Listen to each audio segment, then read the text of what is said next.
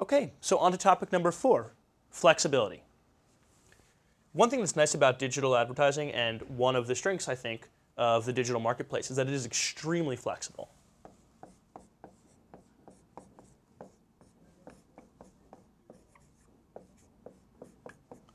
What do I mean when I say flexible? Well, there are several different ad formats, for one thing. So let's start by talking about ad formats.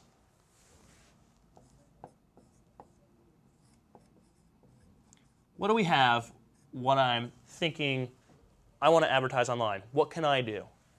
The first thing that usually comes to mind when people think of what is online advertising is they think of text ads. So they think of someone going into a search engine, typing a search, and some ads coming up about whatever it is they're searching. So those are text ads.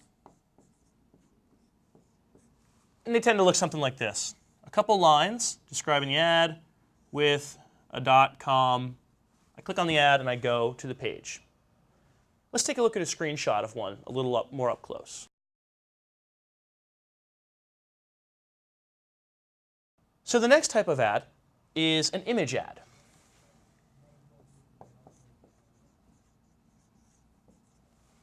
So after text ads, we've got image ads, which they look like banners, or what we call skyscrapers, any large static image on a page. So if you imagine this to be my imaginary web page, you might see them up at the top of a page or along the side. Give you a better idea of what I'm talking about, let's take a look at a screenshot now. So that's an image ad.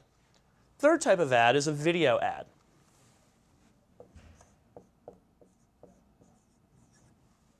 So video ads are ads that either will just start playing when you enter a page, or in Google's case, where we have click-to-play video ads. And those can run anywhere on a page, usually in a square box of some sort. Let's take a look at what a video ad looks like so you can get a better idea. And the last type of ad I'm going to talk about is actually a pretty new format, and it's very exciting. We call them gadget ads. Right? And a gadget ad is like a miniature website within a website.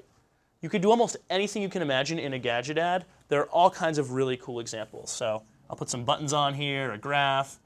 This isn't going to explain it very well, though. Let me show you a screenshot of one of the cooler gadget ads that's run recently.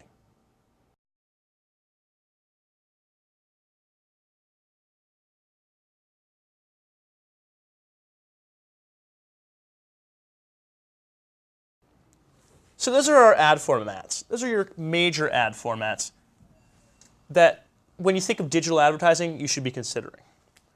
You might be saying, however, when I think of search advertising in particular and digital advertising in general, like I said earlier, I think of text ads. I've never seen a video ad when I go to google.com and I do a search. I've never seen a video ad on that Google search results page, and that's true. So how does that ad actually get served? There's two types of networks.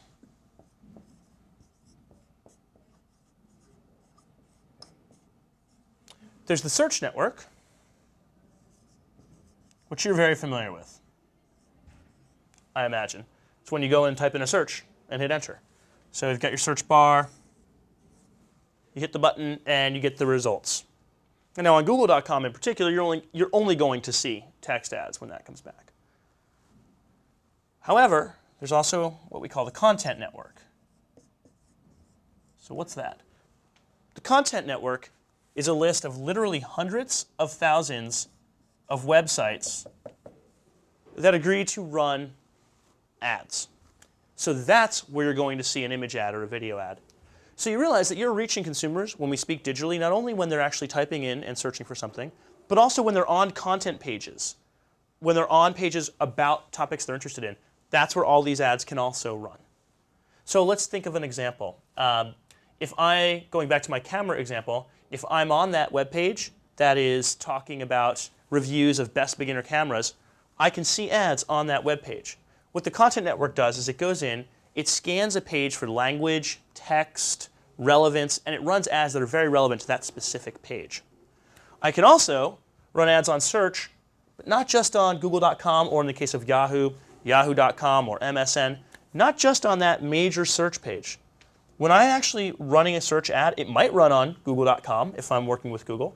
But Google also partners, for example, with the Food Network, with About.com, with many other pages who they don't want to build their own search, so they use Google's search apparatus, and they say, if we use your search, we'll allow you to run your ads in our area. So for example, if I'm looking up a guacamole recipe on thefoodnetwork.com, I will see ads based on Google's ads that people are running against search.